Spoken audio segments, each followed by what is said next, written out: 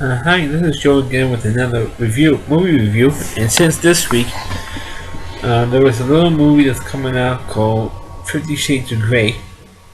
Coming out, it's of course based on the huge bestseller, which I have no interest in reading. I have no interest in seeing the movie. But for the subject of this review, I figured do another movie that got a huge following, but the movie sucked. And the TV show is not much better, and that is of course the movie movie version, the movie sequel of a certain HBO television show called, of course, based on the same subject, almost the same subject, Sex in the City. Right? Of course, we don't know the four women who's in it. Sarah Jessica Parker, Christian Davis, Kim Cattrall, and Cynthia Nixon. And this movie was a piece of shit. And the sequel was even a bigger piece of shit. This movie came out in 2008, 4 years after the end of the television series. And of course, the television series, I wasn't a huge fan of the television series either. Because there's four women who were like way past their prime as actresses. The only one who was, at the time of the television show, who was in her prime was Kristen Davis. Because she just came off of doing Melrose Place. So when the television show came on, she was still pretty hot and pretty on her, still in her prime pretty much. All the other actors were like either in the very late 30s or early 40s when the show was on the air. Even though I was a big fan of Sarah Jessica Parker back in the day, but because of her political views and housing a fundraiser for the Muslim in the White House. If you was to call him by name, he is, to me, would be able to be known as the Muslim in the White House. I lost all respect for Sarah Jessica Parker as a person and as an actress. For the piece of garbage that she is supporting. But I actually did see Sarah Jessica Parker when I was a little kid, when I was like 8 years old, when she saw it as Annie on Broadway. So I've been following her career for almost 40 years. That's how long she's been around. Of course, Kim Cattrall, of course, she was already in her mid-40s already by the time the television show aired. As a matter of fact, she was past 50. She was in her 50s already when the first movie came out. Now, for the movie itself, the movie of course picks up 4 years after the end of the very successful run on HBO. And I think the show ran for 4 years on HBO.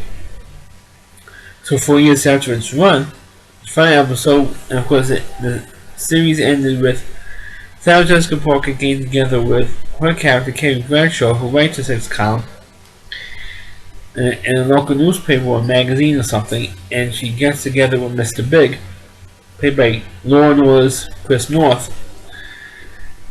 And of course now Chris North is also equally famous for being in three very popular television shows, Law and Order, Sex and the City, and now that he returned to Law and Order after Sex and the City ended, and then now he's on The Good Wife. And of course he plays great in all the characters, really, except for the Sex and the City role. That's how the television show ended, with Carrie Bradshaw reuniting with Mr. Big. And now they're still together 4 years later, and says, "Oh, let's make this thing official and let's get married." So they planned this whole lavish wedding, I think in the Metropolitan Museum of Art, I believe. And it was big and lavish and expensive dress, and of course there's a big long sequence where Carrie Bradshaw's trying on wedding dresses, and the other three girls in the group went, oh my god, you look so great, and it's such a beautiful gown, and all that stuff. And then the night before, or a night or 2 nights before the wedding, Cynthia Nixon's character is having trouble with her marriage. One of the main subplots in the movie, and she told Mr. Big they shouldn't get married because you will ruin your relationship, and with Carrie, and we're going to make a very big mistake. Don't do it. So of course, Mr. Big is convinced, well, was convinced not to go through with it. So he stands, so Mr. Big stands Carrie up at the altar, and of course, everything was already arranged to go to, I think, Mexico for the honeymoon, and instead of her and Carrie and Mr. Big going, all four of the women go. And of course, it was a pretty funny bit with Christian Davis's character, because she was made sure, or she convinced herself not to drink the water, because for Montezuma's revenge, don't drink the water in Mexico. And of course, she actually did, when she was taking a shower. And of course, she had the runs pretty much. Major Key to diarrhea, and that busted everybody laughing. That was like the highlight of the movie. In the movie, a diarrhea joke was the highlight of this movie. Because this movie had zero, and I do mean zero laughs, for a thing that's supposed to be a comedy movie. And to me, this movie was which was the huge complaint about this movie, was that it was way too long. It was a 2 hour 25-minute movie, and I felt it was like an hour too long, at least an hour too long. All they should have had was maybe a preparation for the wedding. Mr. Big backs out like he did in the film, and they somehow they work it out and they get married at the end, and that's what should have been at least an hour shorter than it was. At least 45 minutes to an hour shorter than it should have been, because that's how huge this movie is in terms of length.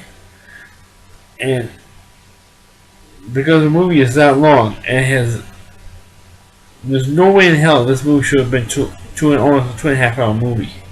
No way it should have been that long. Because it felt like they strung together about 5 or 6 episodes together of the television series. And excuse me, my cell phone just ran off. There's just no way that movie should have been as long as it was. There was a point that called back. There's no way the movie should have been as long as it was. But in terms of what they had, I mean, even with what they had, it was a lousy movie, and it was so bad. This movie, it wasn't even funny how bad it was. I didn't like it. I didn't like it at all. I didn't even have the nerve to go see it in the movie theaters, because there's 2 types of groups that went to see Sex and the City when it came out. When the movie came out, that's women and gay men. Not to say, the only straight guys who were there were guys who were dragged there by their wives or girlfriends. Otherwise, straight men avoided this movie like the plague, and I don't blame them at all. This movie was horrible. It was horribly bad. And I can't believe I spent almost 10 minutes talking about this thing, about how bad it was. Because this movie just wasn't funny. I mean, the only thing that I liked about the television show was the subplot with Christian Davis' character when she converts to Judaism to marry her fiance. That whole subplot was pretty good and funny to me. But other than that, the show did nothing for me. I don't mind seeing Christian Davis or Kim, as old as Kim Cattrall was, and then mind seeing her naked, or Sarah Jessica Parker in underwear, or Christian Davis in underwear, even Cynthia Nixon in her underwear. But the women who were all in the mid-40s, when Kim Cattrall was over 50, I'm not that interested in seeing a 50-year-old woman naked. And I mean, that's all I have to say about this movie. That's how bad it is. So that's my review of a crappy Sex and the City, the movie, And I'm not going to talk about the second one because I haven't seen it. I refuse to see it because, like I said earlier, Sam Jessica Parker is nothing but a Muslim loving, ass kissing, liberal bitch. I have to say it because they filmed the second movie in Abu Dhabi, where Jews are not allowed to even go to, and that movie was worse. I don't know how much you get worse from this movie, but the second movie was even worse than this one, and that's even humanly possible. So that's my review of Sex and the City, the movie. Please check on the click on the video. Please rate it. Feel free to comment on. Sorry for my cell phone went off in the middle of the review. Please subscribe to my channel. Please follow this video on your Facebook pages, and also you can check out some of my older videos on Rally C, not only on YouTube, but also you could go to rallyc.com. With my friend the Rally Reviewer, Christy Moore, this is his real name, is posting some of my older videos on his website.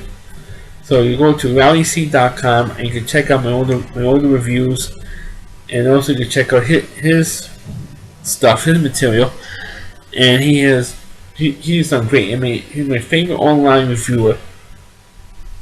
I really appreciate what he does. Not just for my benefit, but for his work. And please also check out his website as well, and his TV trash reviews that are really terrific. And he's posting, because we made like a agreement they would post on the older videos. So please check his videos out as well. Thanks for watching, and catch you next time.